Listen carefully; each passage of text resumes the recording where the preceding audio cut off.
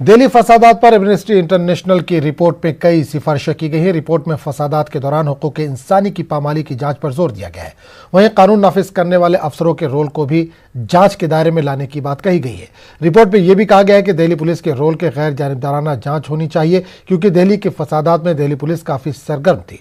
Report में यह भी है कि इश्तियाल अंगेज तकरीर करने वाले किसी भी लीडर से पूछताछ नहीं हुई। वादा है कि दिल्ली पुलिस को फसादात के दौरान 1300 फोन कॉल आए, लेकिन दिल्ली पुलिस की तरफ से मदद नहीं पहुंची। रिपोर्ट में उन बीजेपी लीडरों का भी नाम है जिन्होंने इश्तियाल अंगेज तकरीरें की थी। कांग्रेस लीडर राशिद अलवी ने कहा कि एमनेस्टी इंटरनेशनल की रिपोर्ट को चौंकाने वाली बताया। इन्होंने मजीद कहा कि दिल्ली फसादात में यकीनन इंसानी हुकूक की खिलाफ वर्जी हुई है और ऐसा हुकूमत की मर्जी से हुआ है। एमनेस्टी इंटरनेशनल की दिल्ली दंगों पर जो रिपोर्ट है वो चौंका देने वाली रिपोर्ट है।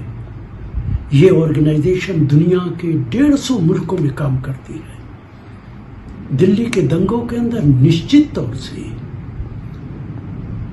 ह्यूमन राइट्स का वायलेशन हुआ है, पुलिस ने किया है, सरकार की मर्जी से हुआ है। ह्यूमन राइट्स का वायलेशन भारत के अंदर सिर्फ दिल्ली के दंगों में नहीं हुआ है। जहां जहां बीजेपी की सरकारें हैं वहां पे ह्यूमन राइट्स का वायलेशन हो रहा है। दिल्ली हाई कोर्ट ने जिन लोगों के बारे में एफआईआर करने के लिए कहा था उनसे पूछताछ तक नहीं हुई है। अब मैं समझ सकता हूं कि इस रिपोर्ट के बाद भी सरकार कोई कदम नहीं उठाने वाली है, क्योंकि जो कुछ हो रहा है वो सरकार की नॉलेज में है, सरकार की मर्जी से हो रहा है।